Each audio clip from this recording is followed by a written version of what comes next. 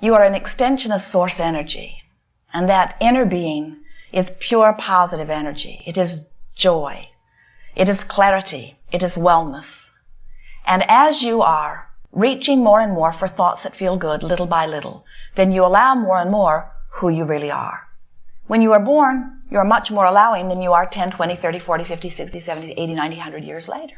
Because it seems that the longer you bang around with each other, the more you find those things you don't want, which could be a very good thing in a creative environment where you are letting the contrast help you to define what you do want. But if you become one, and many physical humans are, who believe that you will get to where you want to be by pushing against that which you do not want, then your resistance increases as time goes by and your life becomes less joyful as time goes by. Now you can turn that around at any moment. It doesn't happen instantly, but you can begin the trend in a different direction when you finally say, nothing is more important than that I feel good, because when I feel good, I'm allowing the fullness of who I am. When I feel good, all that I am, the God source that flows through me and to me, functions through my physical apparatus. In other words, that's why I'm clearer. That's why I'm more stable. That's why my body thrives. That's why those who are around me are uplifted. That's why I am attractive. In other words, when you give your attention to things that cause you to connect fully with who you are magnificently joyous, magnificently thriving being. So, when you think about the dominant subjects in your life, there are many of them that you have come to habitual thoughts about. Sometimes you call those thoughts beliefs. A belief is just a thought that you keep thinking. It's a habit of thought. And sometimes you even call them core beliefs, which sounds very important and unchanging. We would like to call them beliefs. We would like to call them thoughts. We might even go so far as to call them dominant thoughts, meaning thoughts that you usually think. So when you think about these thoughts that you usually think, and you think about the subject of dollars, do dollars feel to you like adventure and fun? Or does the subject of dollars feel to you like hard work and struggle? When you think about dollars, do you feel free or do you feel worried? You can tell. You can tell where you have practiced most. When you think about your physical body, do you feel sure-footed? Do you feel happy when you think about your body?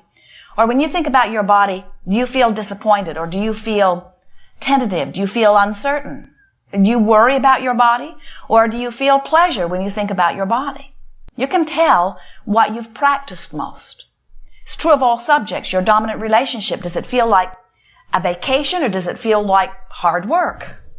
Does it feel like expansion or does it feel bound and tight?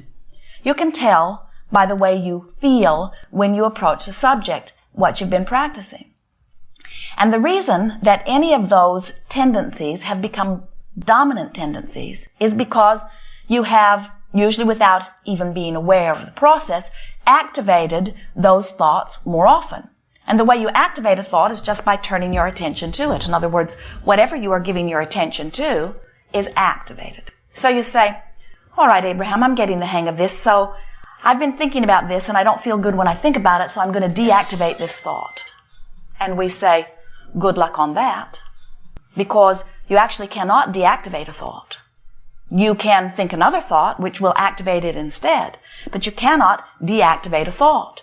Because the more you think about the thought that you don't want to think, the more you activate the thought that you don't want to think. And the more in vibrational harmony with it you become.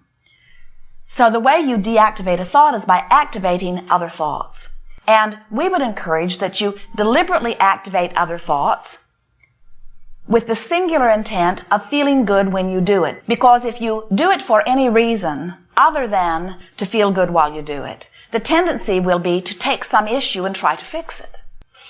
So we've been offering a process that we are calling virtual reality. And the whole point of virtual reality is you're wanting to show yourself that you can choose a thought and you can focus upon the thought and you can generate vibrational response to the thought.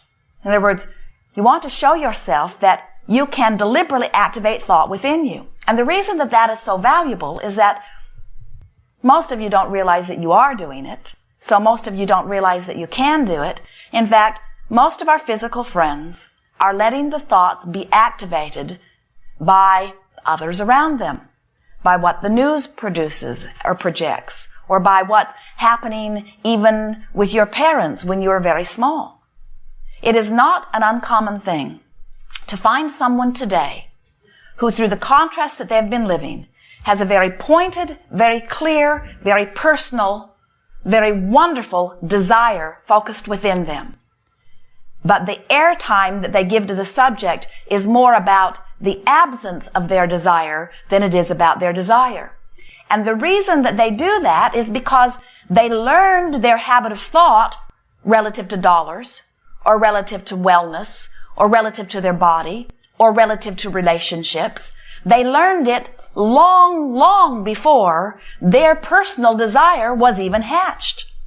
So their personal desire didn't actually even stand a chance, because their habit of thought had already been established before it was even born. In other words, here's this bright young thing, goes off to college, meets someone who is sure that abundance is the way that life will be, and is aggravated to want more than he has ever wanted before.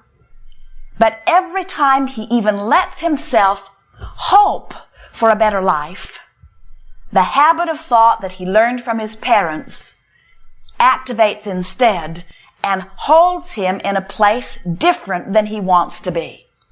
So then he develops theories about why he cannot get to where he wants to be. He suggests that he was not born into the right place, or he suggests that there is prejudice against those like him, or he suggests, when he is very far-reaching, that he was bad in a past life. He suggests that there are all kinds of things, because surely it cannot be due to him, because he's giving it all of the effort that anyone could give it. In fact, he's giving it more effort than the one who is succeeding. So he cannot make heads or tails. Why can he not find the success that he is working so hard to find, and that in his heart he believes that he deserves? What is standing in his way? And it is amazing the stories you come up with to explain that.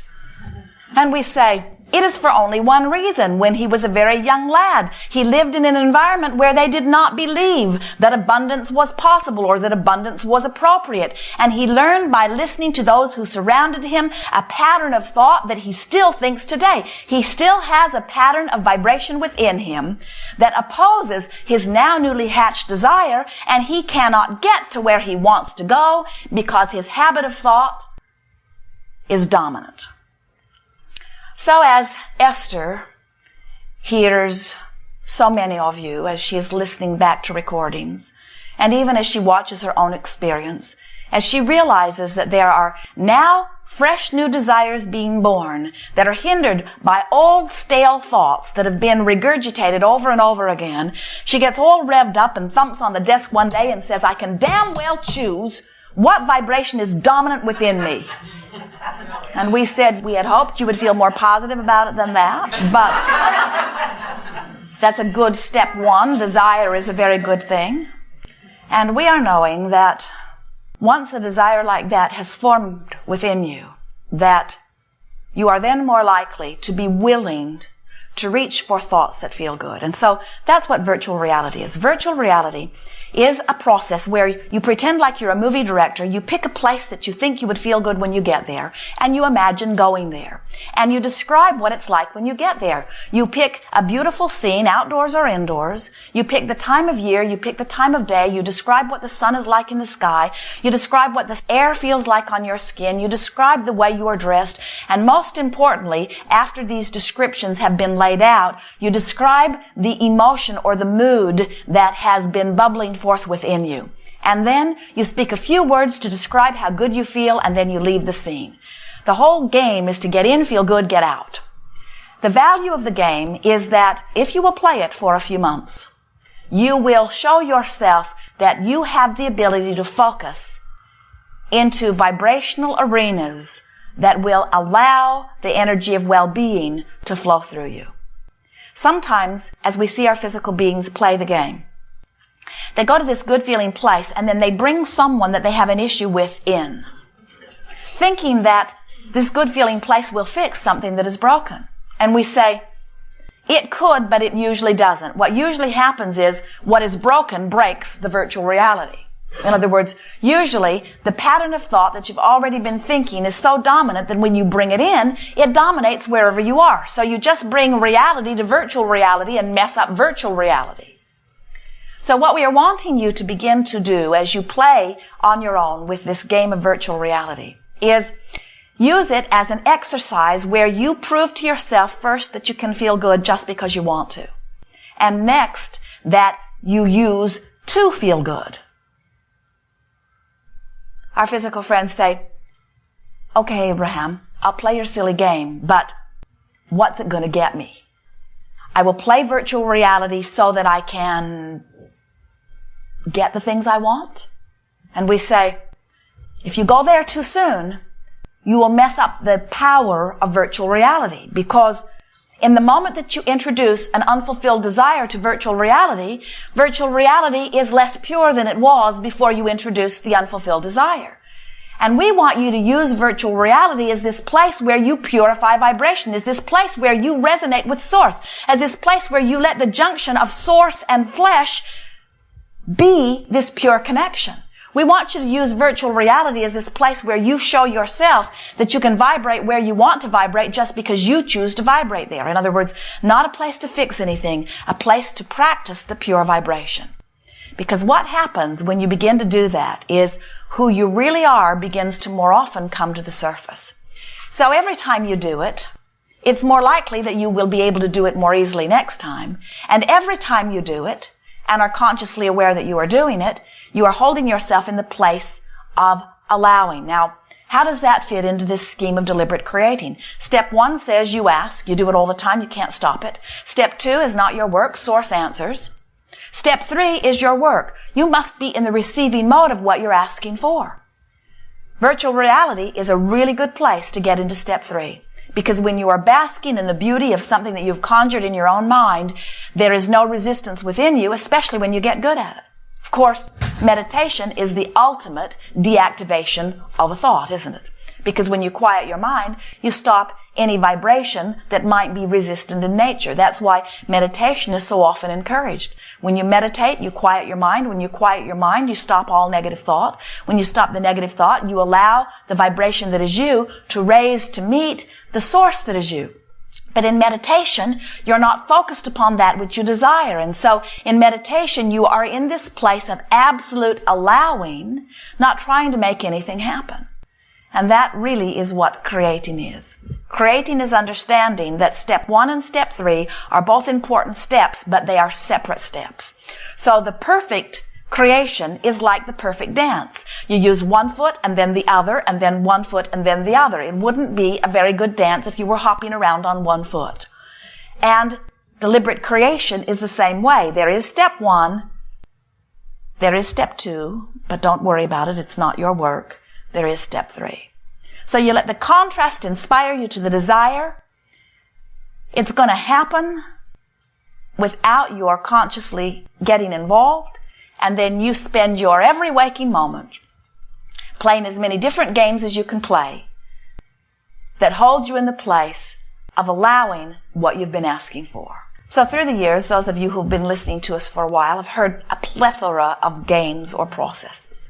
And every one of them has been pointed toward helping you find, for this moment of the game, alignment with who you are by no longer, at least for the time of the game, pushing against or disallowing or vibrationally hooking up with the absence of something that you want. So we began by describing a book of positive aspects, where you get a new book, you put something that is important to you at the top of a page, and then you just sit and write positive aspects about that. Very good process, except sometimes you took the issue that was bothering you most, and as you tried to make your list of positive aspects, every time you wrote a positive aspect, you felt a negative one. So the book of positive aspects was helpful if you didn't have any big issues. But on the things that really mattered, it didn't help you very much, because all it did was cause you to activate something right where you'd practiced it for the last 20 years.